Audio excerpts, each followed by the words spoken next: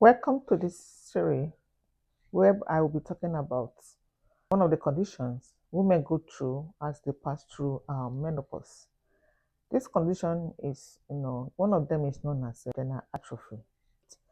But this condition does not just come alone. It comes with its partner named GSM, that means genitourinary symptom of menopause. So in this series, I'll be discussing these two conditions. I'll be discussing what causes it, how what can we do to how do we manage it, or what can we do to ease off the burdens that it brings, and then basically general advice as regards this, because no matter what you do as you age, you're gonna be experiencing one thing or the other, because the estrogen level in our system as women, as we progress to menopause, declined, and all these conditions brought about, as a result of the decline in estrogen, which is very, very, special hormone, in women's life. Welcome back, and thank you for staying tuned. In this series, like I said earlier, we'll be discussing vaginal atrophy. That is the one that vagina becomes very dry, thin, and probably the wall becomes, the vaginal wall becomes inflammable. So, or there's inflammation of the vaginal wall. This peculiar condition, is one of the conditions that women go through, and they hardly discuss it, And I've seen a lot of, people saying, "Oh, especially those ones, that have, gone through menopause or they're in the menopause, they will tell you, I don't like, having sex, or I don't like intimacy, sex is nothing my priority right now."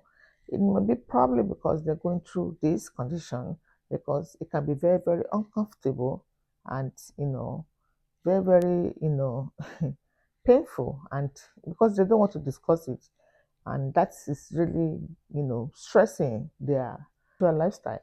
And now we're going to be unwrapping how women can, be helped, how women can learn and know basic things that they can do to ease up the burden of this, special, condition. That's one of the significant sign that you will go into menopause, or you are in the menopause already, or you're post-menopause.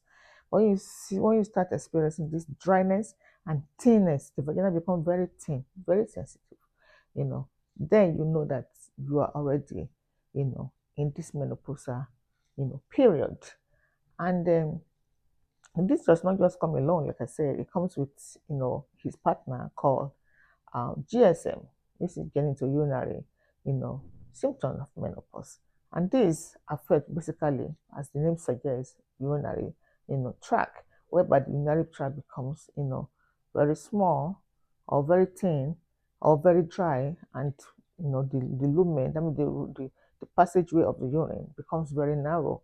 And then this comes with a lot of symptoms that women experience, and we're gonna be dissecting them one by one. So I'll start with vaginal atrophy, the causes.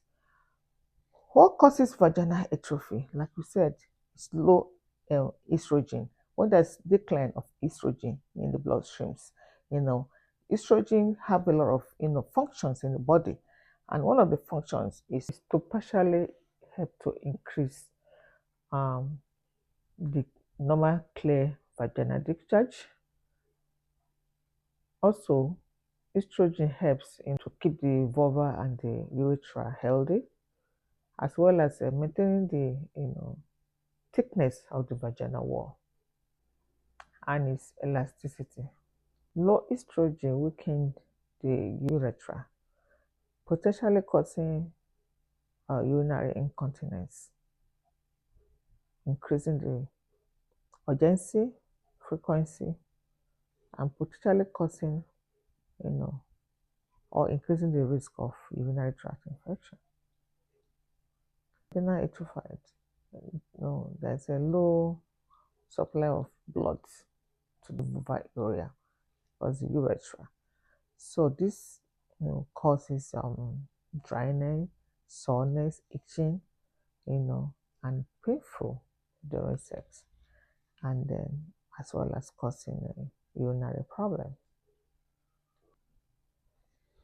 Now I'll be discussing some causes of things that can cause low estrogen in the system, which can result in, you know, vaginal atrophy. Like I said, low estrogen is major cause. But what causes that low estrogen in the body? Number one can be chemotherapy. For those people that are going through cancer treatment, so when they're going through chemotherapy, that therapy alone can cause, low estrogen in the system.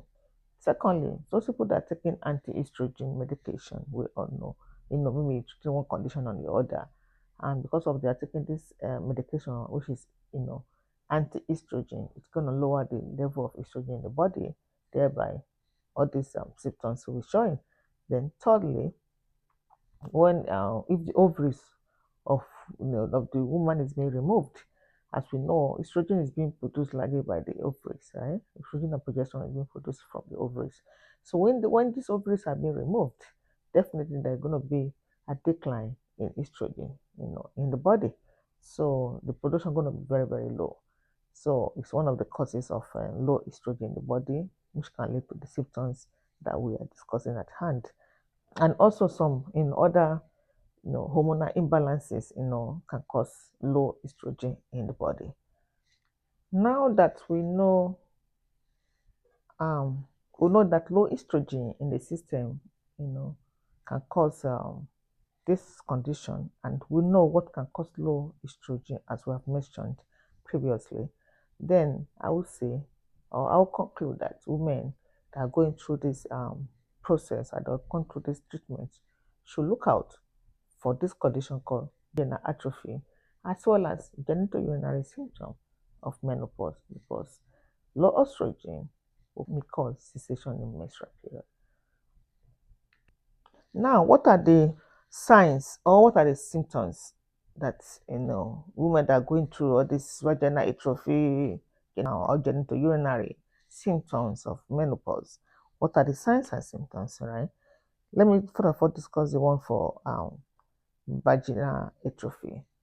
There are three significant symptoms that you will experience. Once you see that, you know that, or sign, or when you see that, you know that yes, you're experiencing this. Number one is when you're having pain during sex. It's one of the significant feature. Secondly, when a woman is spotting or bleeding during sex. So when there's a yellowish discharge from the vagina or unusual discharge from the vagina, that one is also, you need to look out for it. That one is related to vaginal atrophy. Then for the GSM, which is genitourinary or symptom of menopause, we have his own signs and symptoms too. Like when the woman is having incontinence, dribbling, urine dribbling, and then there's also pain during urination or body sensation. Sorry. So that too can cause that too is a sign, or they are all signs of GSM. Okay, so women should look out for it. Once you are in this period of menopause, those are the things that you have to look out for. And yes, we've said about all these conditions and the signs and whatever it is, and we all know it impacts women's life greatly. Vaginal atrophy impacts sexual, women's sexual life very, very greatly. Likewise, genitourinary symptoms of menopause also affect women very well, because all these conditions is conditions that that women should look out for, and we have to discuss it. You have to let your OBGY know about it, or your doctor know about it, or your health practitioner know about it, because you need to get relief from the symptoms. It's not that it doesn't have a cure. That is the worst part of it. Vaginal atrophy does not have a cure. It does not have, and likewise the other one does not have a cure, but we can manage the symptoms. When you get this information, you'll be able to manage the symptoms, and then when the symptoms are well managed, at least you can have a little comfort, as you age. Because of the discomfort that vaginal atrophy cause, likewise the GSM, which is genitourinary symptoms of menopause causes, the woman tends to, refrain from sex, they tend to don't want to have anything to do with sex, and more also the strength that it brings to lifestyle activities that we engage in. Women don't want to go through that route, and also it makes women to lose self confidence. You know, so because of this, we're gonna be talking about what can we do to relieve it. Number one, we have a lot of lubricants that we can use because the pain that this atrophy causes is because of dryness, and when we have a lot of lubricants, moisturizers that you can use, to lubricate, that area, and as well lubricate, one can lubricate his own um, organ before he put it in, so that penetration will be a little bit, comfortable. And mind you, this is not a diagnosis or treatment. Please visit your health practitioner so that you can be properly, diagnosed and properly advised. So, what we are just, giving ourselves general knowledge about it and what we're supposed to be looking out for regarding this. Now that we know that vaginal atrophy cannot be cured, or we can manage the symptoms. So, and one of the ways to manage the symptoms is to use lubricants. Second way is to have regular sexual activities. Like I said, sexual activities, you know, improve or helps to blood circulation to that area, thereby relieving symptoms of pain. Then also prioritize your health. It's very important. Eat well, sleep well, relax well. Do things that interest you most. To keep the body physically fit. So with this, it will just help you to relieve the symptoms. And then for GSM, which is the genitourinary symptoms of menopause, we all know that when you having this feeling of insecurity, like, or if you go out, don't know if you're gonna pee on yourself or whatever, it becomes a very big challenge for women. So as because of this condition, women can seek advice, their from their health practitioners, okay, because they can help them to, see other ways whereby they can relieve the symptoms of this problem because it's a very big issue.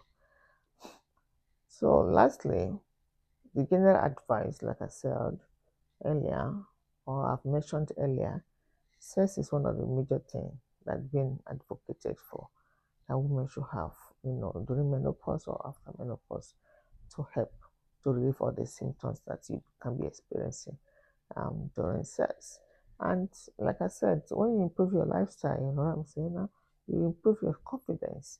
Though you're going to have the symptoms, but there's a way you can relieve the symptoms. This will help you, to go a long way, with your sexual life and with your lifestyle activities, daily lifestyle activities.